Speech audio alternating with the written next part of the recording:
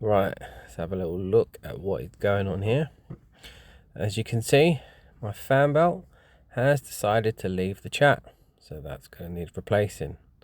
First thing I need to do is move the car as the ground is not level, and oil leak. So that's another job to add. Right, let's get the car up in the air and we can take it from there. Right, so we've got to remove this wheel arch lining by removing these bolts here, and here's another one.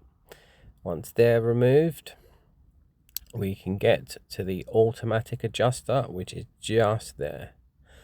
Right, so what we're going to do is we're going to slap on an 11mm bolt and turn that clockwise. What that does is that releases the tension from the fan belt, as you can see there. You do that and then you wiggle a new one back on once the tension's off, and just like magic, as you can see, brand new fan belt. Very, very simple. Once you know what you're doing, it takes about 5 minutes. Last but not least, in the pouring rain, just get the car back down and there, job's a good one.